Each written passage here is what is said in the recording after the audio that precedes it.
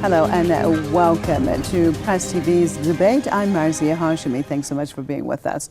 Russia and the United States have come to an agreement on destroying Syria's chemical weapons. Is Washington qualified to demand that Syria or any other country turn in their chemical weapons? This, as the United States is the only entity that has ever used atomic weapons and has recently used WMDs, such as depleted uranium and phosphorus bombs in Iraq, and has turned a blind eye to their main ally, Israel, when Tel Aviv uses these same weapons on the Palestinians. Stay with us as we take a close look at the subject on this debate. After 3 days of lengthy discussions in Geneva, the United States and Russia have reached an agreement to put Syria's chemical weapons stockpile under international control and destroy them later on. And the principles that the United States and the Russian Federation have agreed on today can, with accountable follow-through, allow us to expedite the elimination of Syria's chemical weapons. In a joint press conference, Russia's Foreign Minister Sergei Lavrov says the deal is what Russian and US presidents also sought. But what are the terms and conditions of this new agreement? Under this joint Russia-US accord, the government of Syrian President Bashar al-Assad should write down a list of its complete chemical weapons arsenals within a week. The Syrian government should allow inspectors from the Organization for the Prohibition of Chemical Weapons to have immediate and unfettered access to the chemical weapons arsenals. Those inspectors should be in Syria no later than November next year. They will remove some of Syria's chemical weapons by mid-2014 and destroy some others within the same period. The US and Russia have also agreed that if there is any violation of this accord by either the Syrian government or the insurgents, as Russia is pushing for it, the United Nations Security Council will start debating on what to do under Chapter 7 of the organization's charter. That article provides for enforcement through sanctions, including the possible use of military force. Although the agreement has drawn positive reactions from France and Britain, the US president continues to stick to his all options are on the table policy. The so-called Free Syrian Army, which calls itself the umbrella group of the insurgents in Syria, has also rejected the joint Russia-US deal. The opposition to the war is also growing. A recent opinion poll shows over 60% of Americans are against a strike in Syria. Also, there are fears that the Russian proposal, which is aimed at fending off any foreign attack on Syria, will be, or rather is being hijacked by the US. Russia-US deal is about to be implemented soon, and observers say it will further come to the help of Israel. They say destruction of Syria's chemical weapons arsenals paves the way for weakening Damascus' defense capabilities in the face of any foreign aggression. The aim of the war in Syria all along is to destroy the capabilities of the Syrians or any Arabic or Islamic countries in deterring the Israelis or the American aggressions. Tel Aviv hasn't ratified the Chemical Weapons Convention. So if WMDs are bad, why aren't they bad for Israel that used banned weapons like airburst white phosphorus munitions during its war on the besieged Gaza Strip at the turn of 2008-2009? 39th US President Jimmy Carter has astonishing information about Israel's arsenal of weapons of mass destruction. He said back in 2008 that Israel has 150 or more nuclear warheads. The foreign-backed insurgents fighting the Syrian government troops are also reported to have access to chemical weapons. The proof? In early September, Turkish authorities arrested several insurgents after they found a 2-kilo cylinder with sarin gas in their hideouts in Turkey. With the international community prepared to destroy, as they say, Syria's chemical weapons and its foes' morale being boosted by the move, experts believe the US and its allies are seeking to bring Syria to its knees. I'd like to welcome my guest from the Center for American Progress, Mr. Lawrence Korb out of Washington, and broadcaster and commentator out of San Antonio, Texas, Mr. Mark Dankof.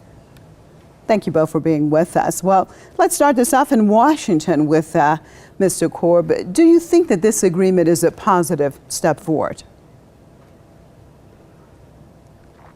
Oh, I think it's a positive step because it does several things. One, it basically get Syria to sign the Chemical Weapons Convention, which they had not done before. it basically sets the international community to determine whether they're going to live up to the standards, and it basically gets the world closer to all nations agreeing to get rid of their chemical weapons. Okay, what about that, Mr. Dankof? Does it make it get closer to all nations destroying their chemical weapons, such as the United States, such as Israel? Well, quite right. I mean, I think it's noteworthy that Secretary of State John Kerry misspoke when he said that Syria had the largest chemical weapons arsenal in the Middle East. That honor belongs to Israel, along with their nuclear weapons, some 300 warheads that are known to exist, along with their biological agents that are a part of the Israeli arsenal. The fact of the matter is that Israel should be brought under the same microscope as Syria. And ultimately, after Israel is forced to sign the Nuclear Non-Proliferation Treaty, and after they open their nuclear, chemical, and biological capability to international inspection and sanction, we're going to continue to have problems. And I think, as you quite rightly point out, all of the nations of the world, including the United States, whose track record on weapons of mass destruction goes back to the mass murder at Hiroshima and Nagasaki in 1945. Until everybody is held to the same standard, we're going to have a very, very serious ongoing problem. Well, what about that, Mr. Kerr? But with the situation with Syria now, there are some experts on Syria that say that the only reason that Syria originally got chemical weapons to begin with was that they were using it as a deterrent to Israel's weapons of mass destruction. That's nonsense. There's no evidence. Now, it's pretty clear that Israel has nuclear weapons, but in terms of chemical or biological weapons, no. The only one who's used them before Syria was Saddam Hussein, who used them against Iran, and he used them against the Kurds. The world has not used them except for those instances going back to the First World War. So the idea that somehow or another people keep making these claims, you know, my personal view is Israel does have nuclear weapons. The French helped them get it, not the United States. But the fact of the matter is, Syria basically refused to sign the Chemical Weapons Convention until the international community confronted it after it used them. Go back and say who else has used them? Iraq and Syria. What do you make of what our guest in Washington has said, Mr. Dankof? Of course, all of it appears as if it has been proven that the Syrian government, first of all, has used chemical weapons. And of course, we're still waiting for the United Nations to come back with their report. Let's look at that in general. What do you make of this in general, that before that anything has been proven, these are still accusations, but the United States has just gone in and basically it's either they turn in these weapons or they are attacked. I mean, let's look at this according to international law. How is this allowed? Is totally illegal, and I would have to say, in terms of what Mr. Korb has said, that I believe all the circumstances point not to President Assad's utilization of these chemical weapons, but in fact, CIA analyst Ray McGovern, well-known international figure, says, I believe correctly, that all of the evidence points to the fact that this is a false flag attack that was undertaken by these Sunni Wahhabic extremists who are being supported by the United States, Saudi Arabia, Turkey, and Israel against the Assad regime as a prelude to an attack on Iran. The fact of the matter is there's no proof whatsoever on this score. I agree with President Putin and also with Foreign Minister Lavrov of Russia that there is no evidence at all that Assad was the one who used these weapons. All of the circumstantial evidence points to Assad's opposition as having employed chemical weapons. The United States military, we now learn through a declassified document, is admitting that these rebels have sarin nerve gas, among other things. And again, as we look at all the circumstances of this, Assad would have had no reason to use these weapons because he was gaining the upper hand with his conventional army. He was gaining the upper hand with his air force. And again, when we look at his opposition, this is an opposition largely consisting of foreign imported mercenaries and terrorists representing groups like al-Qaeda and al-Nusra that were being commissioned by the United States, Israel, and Saudi Arabia for different reasons to destroy Assad, because they want to destroy Iran's best friend in the Arab world, is a prelude to an American and Zionist attack on Iran. That's what's behind this. I don't buy for 1 minute the notion that Assad is the guilty party here. Mr. Korb, do you think that there is hypocrisy in the way certain things are implemented internationally? When we look at, for example, the United States' demands right now with these chemical weapons, and then we look at it, we put it in perspective with one of their main allies, and that would be Israel. And we saw, of course, in the attack on Gaza, the Israelis and using phosphorus bombs, but yet nothing was said internationally about basically bringing the Israelis in check. Is there hypocrisy or not?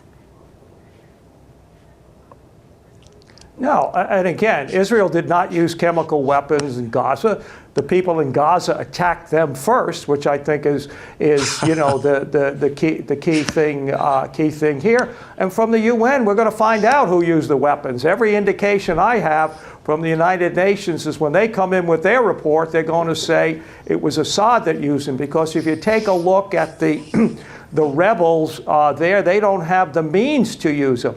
And the idea that this revolution Why do you say that? Let me just jump in here. Let me just jump in here with what you're saying, Mr. Korb. I would like clarification. Why do you say they do not have the means to use it? This is something that is being said in mainstream media, but let's open this up. What does it mean, the means of being able to carry such an attack out?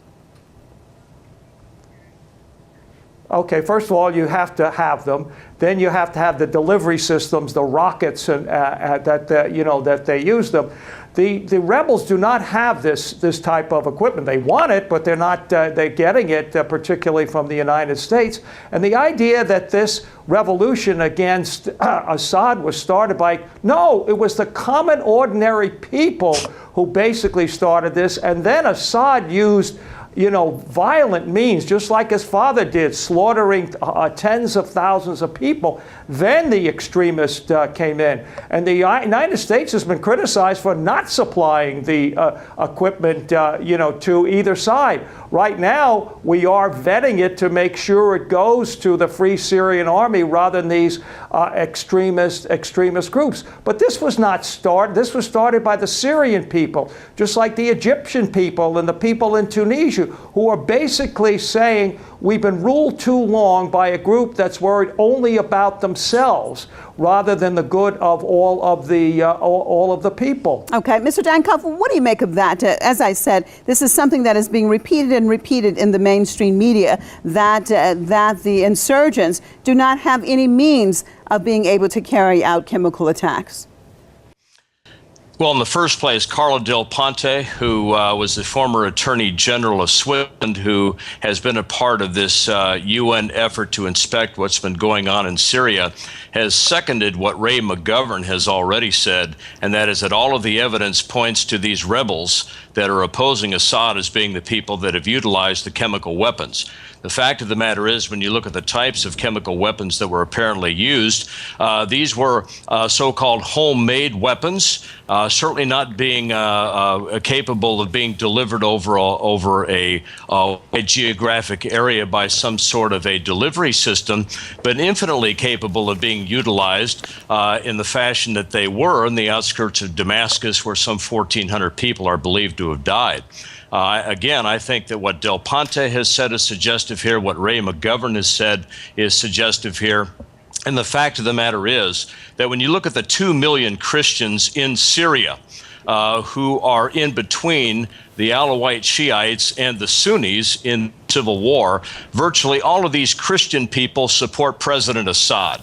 They don't support al-Qaeda. They don't support al-Nusra. They don't support these Wahhabic extremists because they understand that if these people get the upper hand, all 2 million of these Christians in Syria will either be killed or displaced.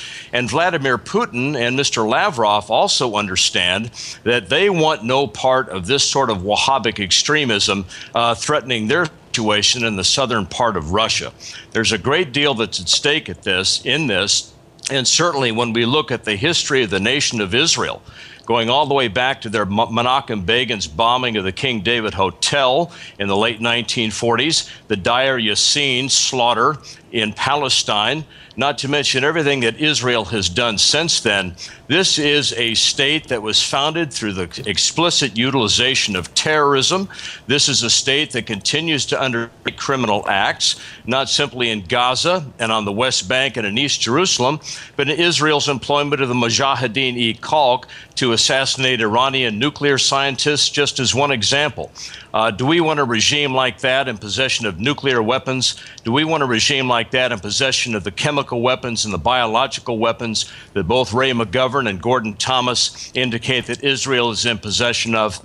Clearly, the responsible elements in the international community don't want that. I say the responsible elements because that doesn't include the United States government, where when we look at the amount of money that is bankrolling American congressional elections courtesy of the Israeli lobby, we can understand very quickly that the money trail explains why the United States lets Israel get away with anything it wants to do, no matter how egregiously it violates international law, while holding a gun to the head of the Syrians and the Iranians. Okay. It's clear what's happening here. All right. Well, let me switch over to get in some of our Facebook viewers, their perspective. Let's look at one of these comments, please. Yes, how quickly history has forgotten or suppressed the reality that the US is the one country in the world that has made use of more chemical weapons in their many invasive warfare than any other nation on Earth, including the use of atomic bombs right down the heads of civilian populations. Still, they postulate that they should be taken serious as moral agents. It might earn them some credibility if they made an offer to go forward and submit their own stock of chemical weaponry, including their atomic arsenal. What hypocrites and liars! Well, let me turn to you, Mr. Korb. What about that, what our viewer has said? What happens if, for example, the people of Fallujah in Iraq that were the victims, of course, of depleted uranium usage by the United States and phosphorus bombs? What if they demanded, the people of Iraq demanded, that the United States turn in their list of WMDs? How likely would they be able to get a response in the international community? Well, the United States has turned in its list when it ratified the Chemical Weapons Convention. And that's why the United States is taking the lead in trying to get nuclear weapons. President Reagan basically told Mr. Gorbachev he'd get rid of all of the weapons, and Mr. Gorbachev wouldn't take up his request back in the Reykjavik summit. So the idea that somehow or another they took the lead. President Nixon was the one who started destroying U.S. chemical weapons back in the early 1970s. You want to look at U.S. chemical weapons? You can come in. The international inspectors are in. You know, the great irony is Assad said he never had them until now, and then he said he's willing to sign the convention and let the inspectors in and show them where they are. So he has changed his view. What about that, Mr. Dankof, what our guest in Washington has said? Well, a couple of things I think we need to underscore here in regard to the double standards of all of this. In the first noting Saddam Hussein's use of chemical weapons during the Iran-Iraq war, it's noteworthy that this was done with the complete approval and sponsorship of the United States, which was egging Saddam Hussein on to attack the Islamic Republic of Iran. This is a matter of public record. In regard to the American record otherwise, in regard to arms proliferation, chemical weapons, and nuclear weapons, I'd like to remind all of our listeners and viewers that my father was a United States Air Force colonel. He worked for the Air Force Technical Applications Center, which was running the U-2 spy program for the Central Intelligence Agency at the height of the Cold War. My dad was on a first-name basis with General Paul Tibbets, who dropped the atomic bomb on Hiroshima. He was my parents' next-door neighbor at the Air Proving Ground in Miami in the late 1940s. My father was on a first-name basis with General Curtis LeMay, the father of the Strategic Air Command and the architect of American aerial policies in World War II, both in Europe and Japan. General LeMay told my father personally. He also went on record publicly before he died as saying that the Hiroshima and Nagasaki bombings by the United States had nothing to do with Japan or Japan's willingness to surrender. General LeMay told my father that he basically believed that American policy in that situation was despicable. And in that regard, General LeMay indicated that General MacArthur, General Eisenhower, and Admiral Nimitz all knew the truth of why the United States had really used these weapons on Japan, and that was simply to demonstrate to the Soviet Union that we had them. The fact of the matter is all of these Japanese people lost their lives in the most horrible fashion imaginable just so we could put on a show demonstration of our possession of these weapons of mass destruction. This is the actual American record. This is something that some of the best military leadership in World War II opposed, and were overruled by Harry Truman for other reasons that we could get into here. And the fact of the matter is that just in terms of what happened in World War II alone, not to mention the fact that after the dissolution of the Soviet Union, that we went ahead, the United States went ahead and started running American missiles deeply into formerly Soviet-held territories, or attempting to, and the United States went ahead exploiting the dissolution of the Soviet Union and began recruiting former Soviet bloc countries for membership in the North Atlantic Treaty Organization.